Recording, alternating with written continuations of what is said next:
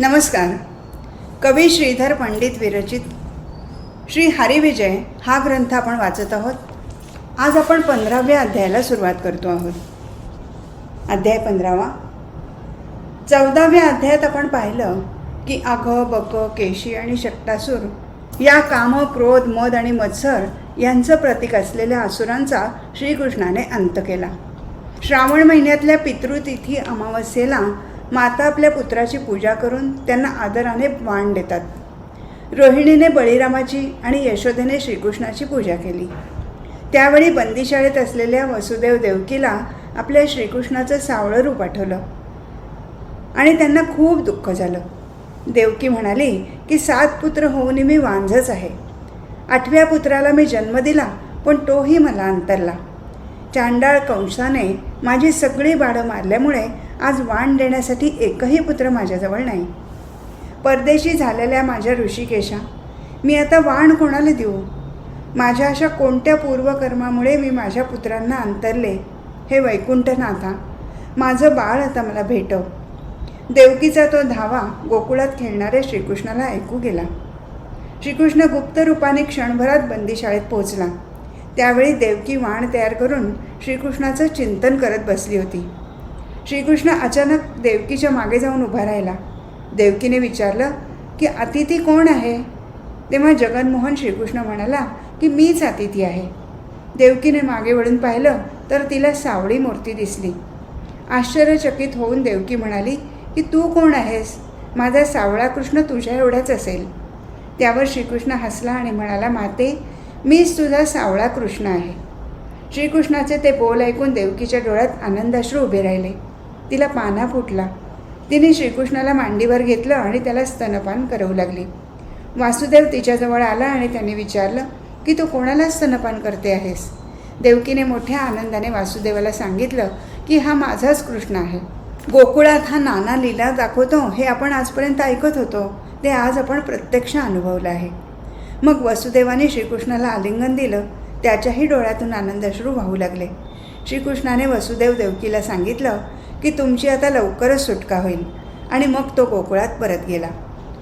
तुझ्या बंदीशाळेत असलेल्या वसुदेव देवकीला त्यांचा मुलगा श्रीकृष्ण भेटून गेला, ही गोष्ट तुला कळली का? असं कंसाच्या सभेत आलेल्या नारदाने कंसाला विचारलं.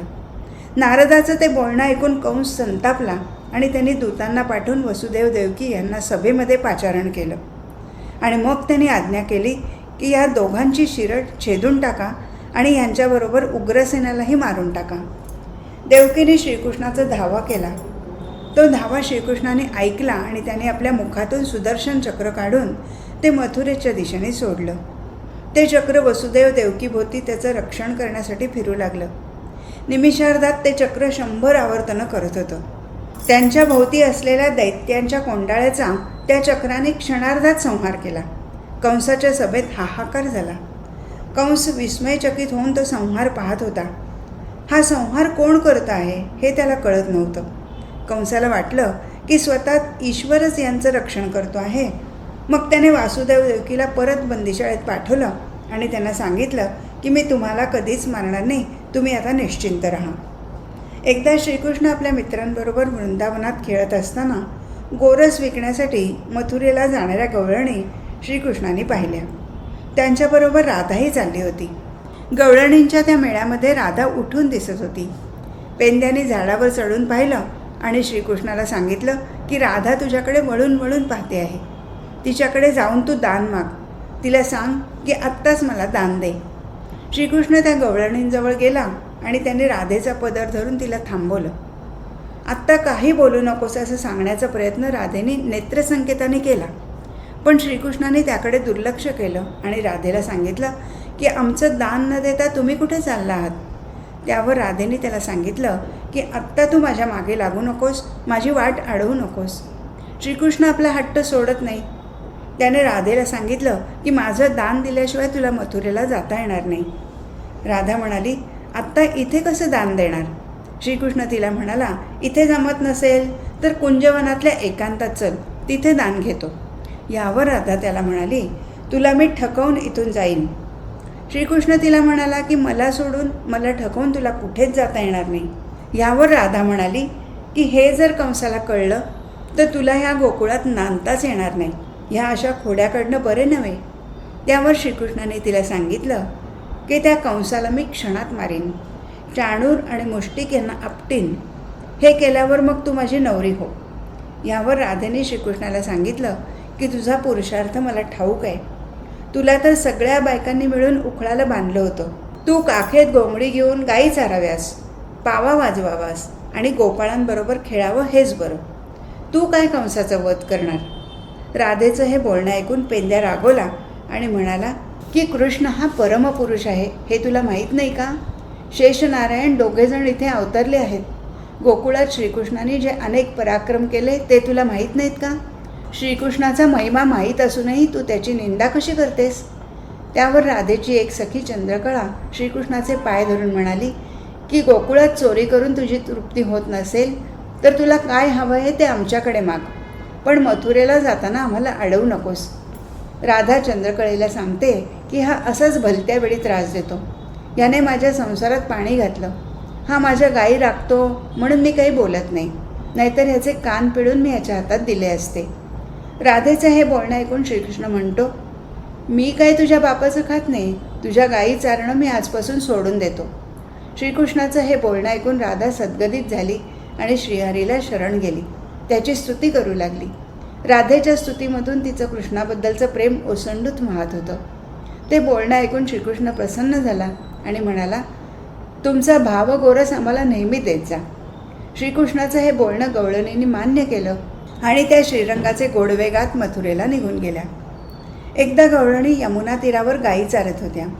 कृष्णाचा सहवास लाभावा म्हणून त्या देवी कात्यायनीची पूजा करत होत्या. तो हेमंत ऋतू होता आणि मार्गशीर्ष महिना होता. या महिन्यात दान केलं आणि ब्राह्मण पूजन केलं, हरिकीर्तन आणि अन्न संतर्पण केलं तर नारायण प्रसन्न होतो. हरिसुख प्राप्त करण्यासाठी गवळणी शुद्ध अन्न खाऊन शेणाने सारवलेल्या भूमीवर झोपण्याचा नेम करत होत्या. अरुणोदयापूर्वी स्नान करून कात्यायनीची वाळूची मूर्ती करून तिची पूजा करत होत्या. मनात श्रीकृष्णाचं ध्यान करून त्या देवीची पूजा करत होत्या. त्यांच्या व्रताचं फळ त्यांना देण्यासाठी श्रीकृष्ण भल्या पहाटे यमुनेच्या तीरावर आला. सगळ्या गवळणींनी त्यांची वस्त्रे यमुना तीरावर ठेवली होती आणि त्या स्नान करण्यासाठी यमुनेत उतरल्या होत्या. श्रीकृष्णाने त्यांची वस्त्र गोळा केली आणि ती घेऊन तो कदंबाच्या झाडावर चढून बसला. एका गवळणीने कदंबाच्या झाडावर श्रीकृष्णाला पाहिलं आणि आपली वस्त्र श्रीकृष्णाने पळवली आहेत हे तिच्या लक्षात आलं. तिने इतर गवळणींना ही गोष्ट सांगितली.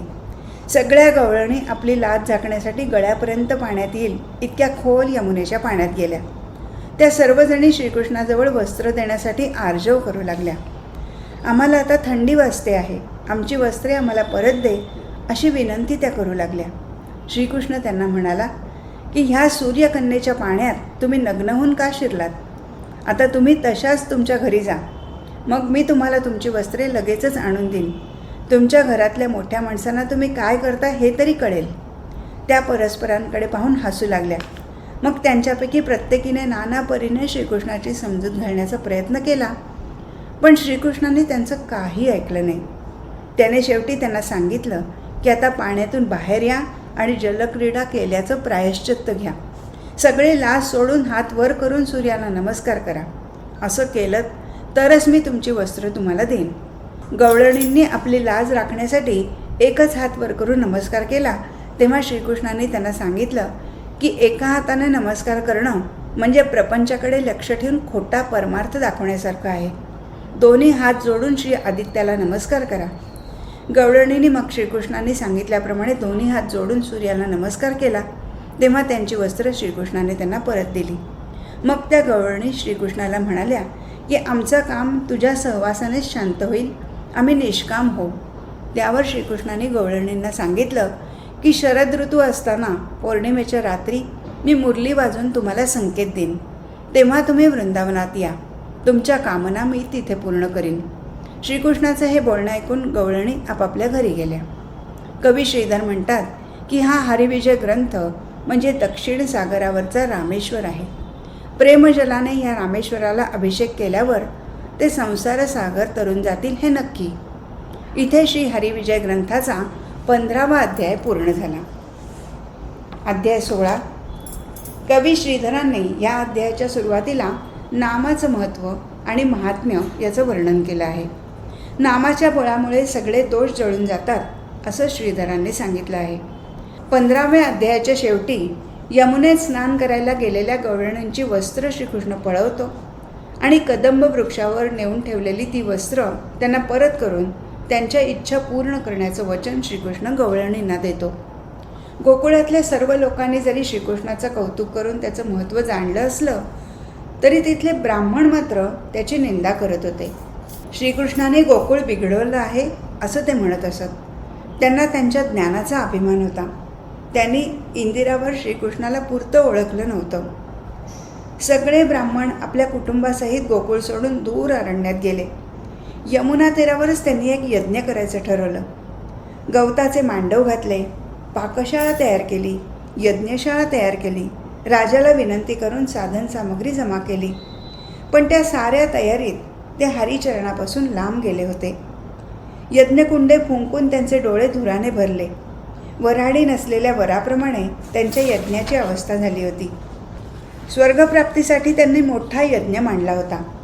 ज्या रानात श्रीकृष्णाचा वावर नाही अशा रानात त्यांनी ही यज्ञशाळा बसवली होती. एके दिवशी सकाळी वनमाळी वनात जाण्यासाठी निघाला. त्याने गायींना चरण्यासाठी सोडून दिलं आणि शिदोरी न घेता वेगाने जाऊ लागला. श्रीकृष्णाच्या मागे त्याचे सवंगडी निघाले.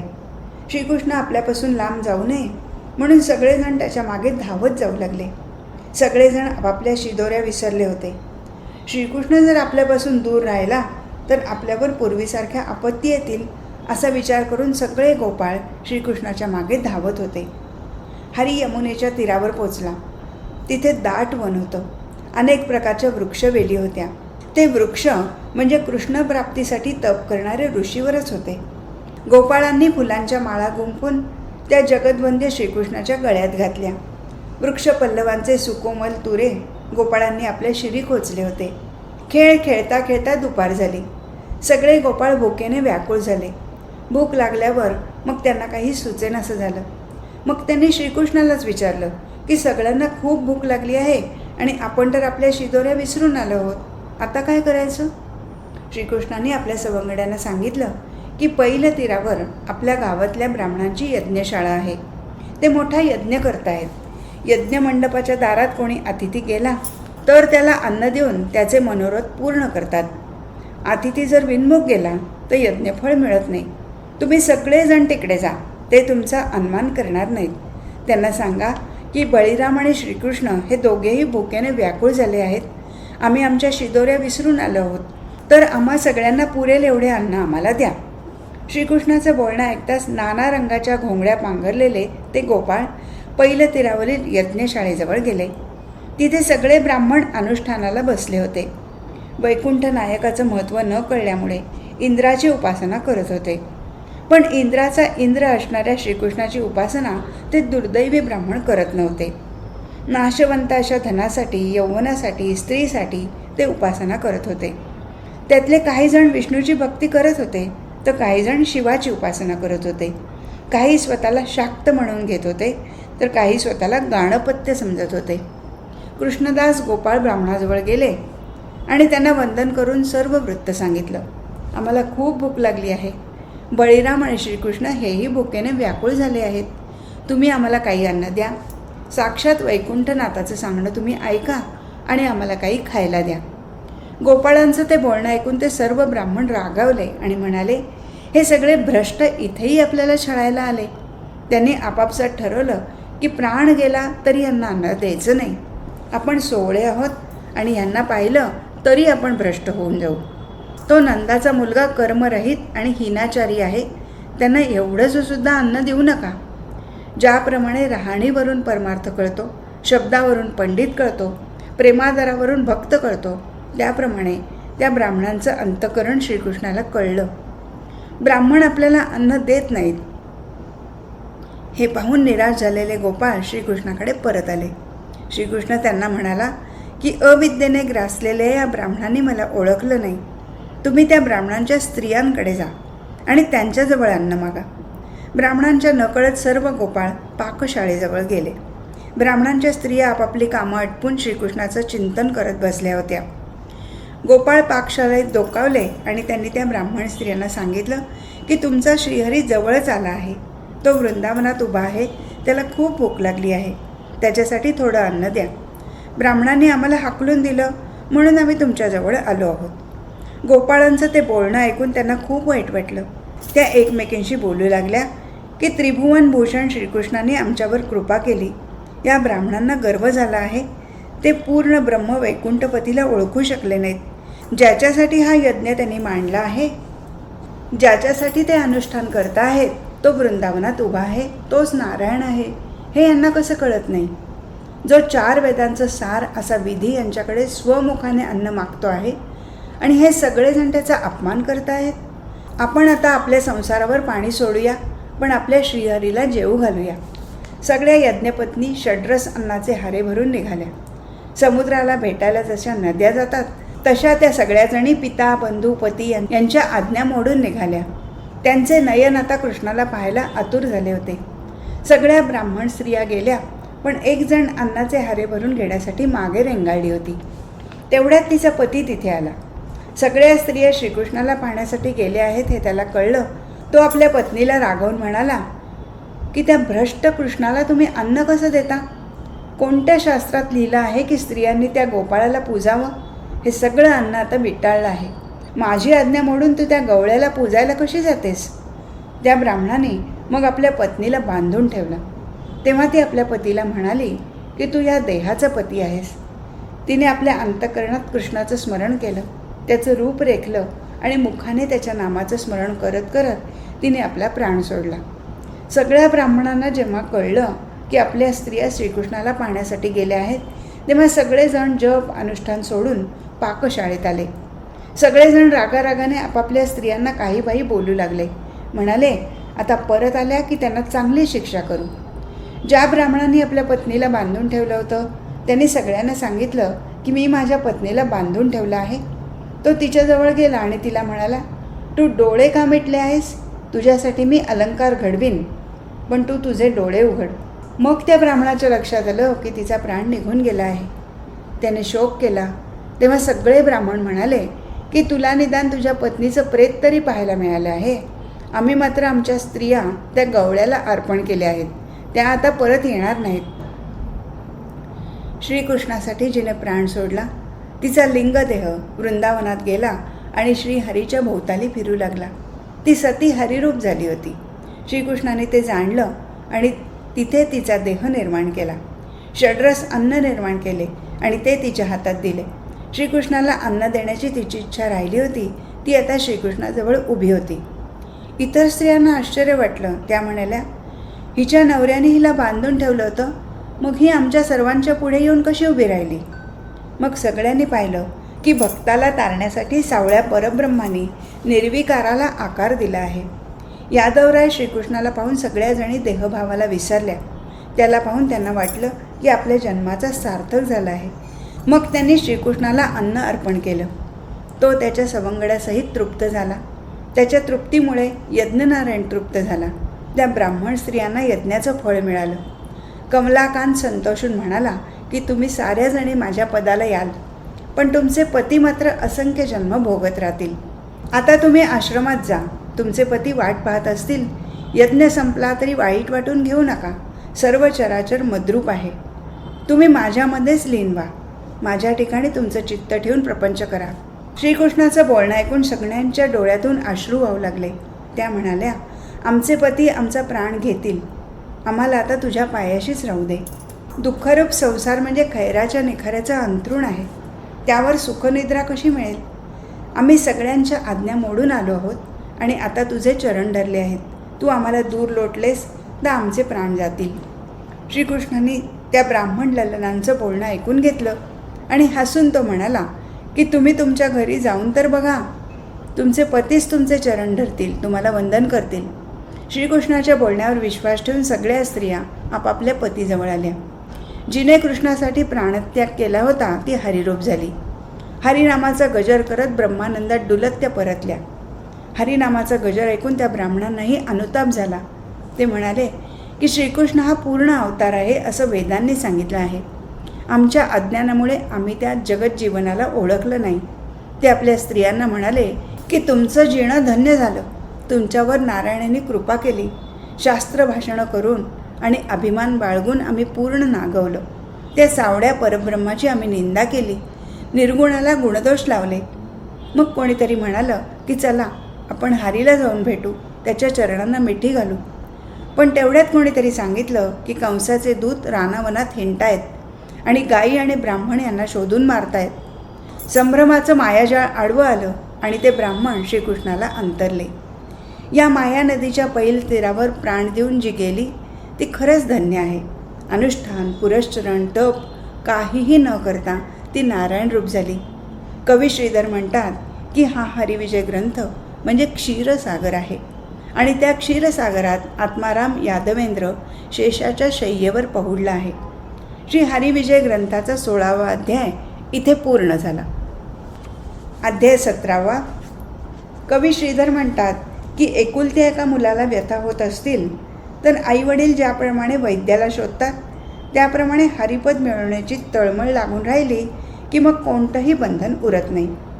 16व्या अध्यायात ब्राह्मण स्त्रिया श्रीकृष्णाची भूक शांत करण्यासाठी सगळी बंधनं तोडून अन्न घेऊन जातात आणि त्याची भूक शांत करतात. शरद ऋतूमधील एका चांदण्या रात्री अतिशय संपन्न अशा वृंदावनात श्रीकृष्ण पावा वाजवतो. श्रीकृष्णाचं सगुण रूप अतिशय मोहक आहे. त्याचा वर्ण पाण्याप्रमाणे निळा आहे. तो परममंगल आहे. त्याचे डोळे आकर्ण आहेत. असा श्रीकृष्ण आपल्या आवडीने मुरली वाजवत आहे. कोट्यावधी मदनांनाही लाजवेल असा त्याचा मुखचंद्र आहे. पूर्ण काम अशा त्या रमारमणामध्ये गोपिकांचं मन गुंतलं आहे. मुरलीचे मधुर स्वर ऐकून गोकुळातल्या गोपिका देहभान विसरून गेल्या. त्यांनी गोदोहन म्हणजे शास्त्राचं श्रवण सोडलं, ताक घुसळणं म्हणजे सारासार विचार सोडले आणि त्या जनार्दन श्रीकृष्णाला पाहायला निघाल्या. प्रवृत्तीचे अलंकार आणि लज्जेची ओढणी सोडून त्या श्रीकृष्णाला भेटण्यासाठी निघाल्या. वृंदावनीचा पावा ऐकताच त्यांची पावलं वृंदावनाकडे वळतात. अनेक गोपिका श्रीकृष्णाभोवती जमतात. तेव्हा श्रीकृष्ण त्यांना विचारतो की तुम्ही तुमचा गृहस्थ धर्म सोडून स्वतःच्या पतीला सोडून इथे का आलात? आपल्या पतीला ईश्वर मानून त्याला भजणं हा तुमचा धर्म आहे. श्रीकृष्णाचं हे बोलणं ऐकून त्या सद्गदित झाल्या आणि श्रीकृष्णाला म्हणाल्या की अद्वैय दृष्टीने पाहिलं तर आमच्या पतीच्या अंतरी तूच असतोस.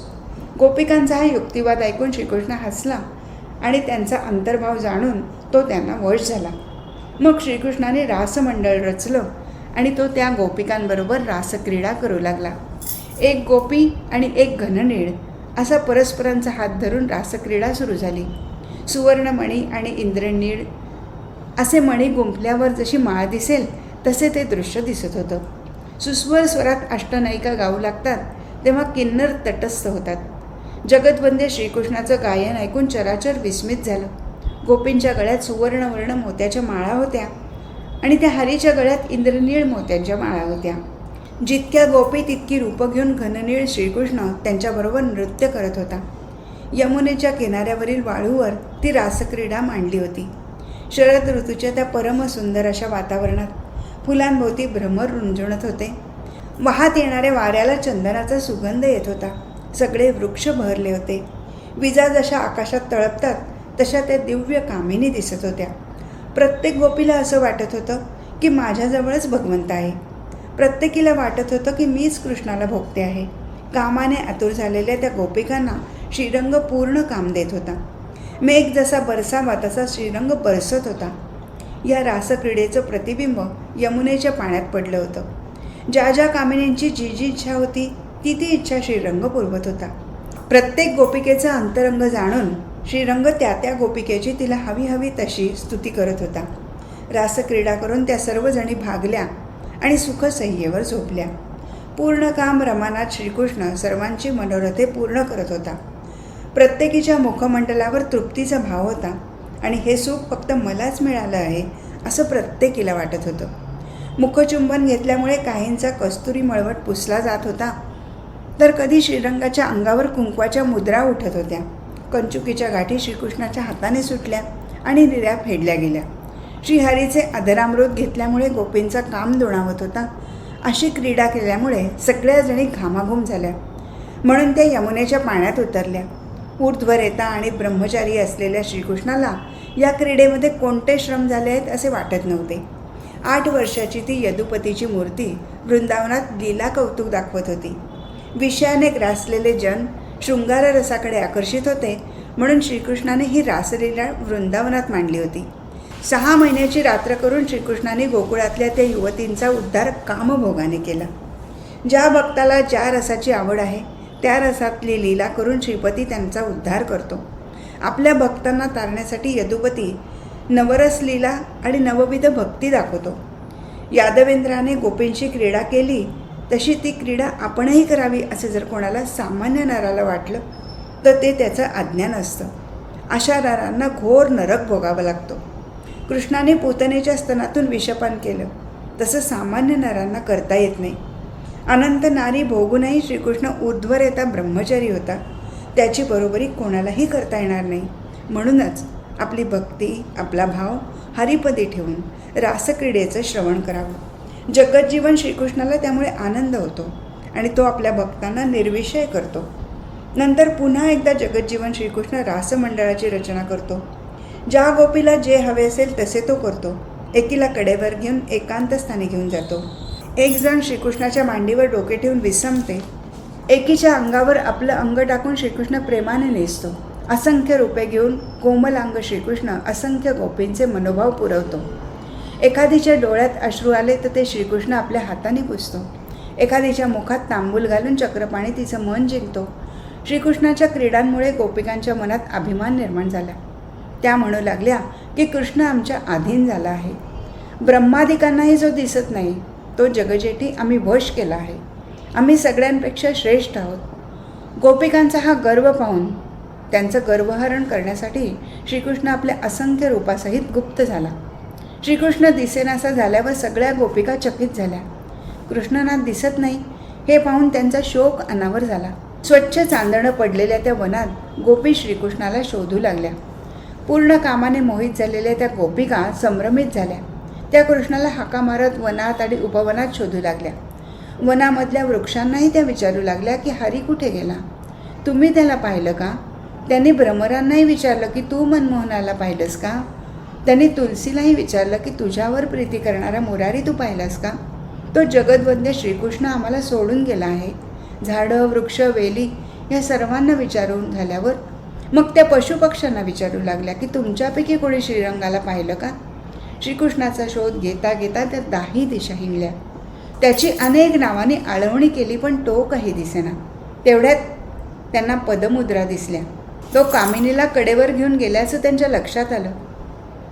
त्याने तिची वेणी आपल्या हाताने घातली होती आणि तिने झाडावरची नाजूक फुलं खुडली आहेत असंही दिसलं. पण त्या गोपिकेच्या पाऊलखुणा दिसत नव्हत्या. श्रीकृष्णाने उंच होऊन नाजूक कळ्या खुडल्या होत्या आणि त्याची शय्या तयार केली होती आणि त्या शय्येवर तिने चक्रपाणी भोगला होता हे पाहून सगळ्या गोपिका मत्सरामुळे संतापल्या. तिला आपल्या खांद्यावर घेऊन श्रीकृष्ण पुढे गेला होता. दरणीवर रुतलेल्या टाचा दिसत होत्या. त्या कामिनीनेही गर्व केला तेव्हा श्रीरंगाने तिला टाकलं. तीही तळमळू लागली. इतर गोपी तिला म्हणाल्या की श्रीकृष्णाला एकांतात भोगलं म्हणून गर्व करत होतीस ना. आपल्या अंतःकरणात असलेला श्रीहरी शोधण्यासाठी त्या गिरीकंदात भटकत होत्या.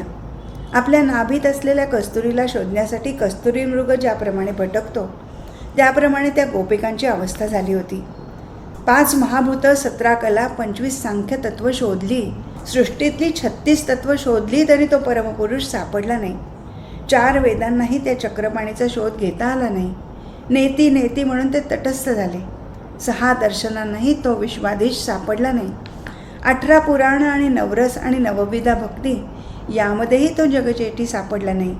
12 आदित्यांमध्ये आणि 16 उपचारामध्ये हरी सापडला नाही.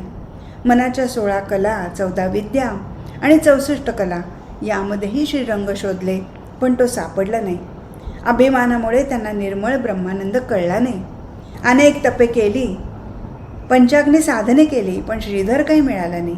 कर्मकांडे केली, अष्टांग साधनेने कुंडलिनी योग साधला पण यदुपती दूरच राहिला. नारायण दुरावला म्हणून दुःखी झालेल्या गोपी मग एकत्र आल्या. त्या कृष्णाच्या लीला आठवू लागल्या. त्या लीला करण्यासाठी एक जण उखळ झाली, एक कृष्ण झाली, एक कृष्णाला दावं बांधणारी यशोदा झाली. दोघीजणी यमालार्जुन झाल्या. एक कृष्णहून घरोघरी चोरी करायला निघाली. एक गाराणी ऐकणारी यशोदा झाली. श्रीकृष्णाच्या लीलांची लटकी नाटकं त्या गोटी नृत्यातून साकारू लागल्या. अशा रीतीने श्रीकृष्णाच्या लीलांचं स्मरण करून झाल्यावर मग त्या परत श्रीकृष्णाला वनामध्ये शोधू लागल्या. त्यांनी आता श्रीकृष्णाची स्तुती करायला सुरुवात केली. त्या म्हणत होत्या की तू गोकुळातल्या नंदाच्या घरी जन्माला आलास म्हणून लक्ष्मीने इथे वास केला. गोकुळातल्या सर्वांना तू सुखी केलंस, पण आत्ता तू आम्हाला दुःख का देतो आहेस? श्रीरंगा, तुझा मुखचंद्र पाहण्यासाठी आम्ही व्याकुळ झालो आहोत. आम्हाला भोगदान देऊन तू गुप्त झालास आणि आम्ही संकटाच्या समुद्रात लोटलो गेलो आहोत. लोकव्यवहारासाठी तू नंदाचा पुत्र असलास तरी तू सगळ्यांच्या अंतःकरणातला द्रष्टा आहेस. दुष्टांना मारून भक्तांना जवळ करणाऱ्या श्रीरंगा, तू आम्हाला दूर का लोटला आहेस?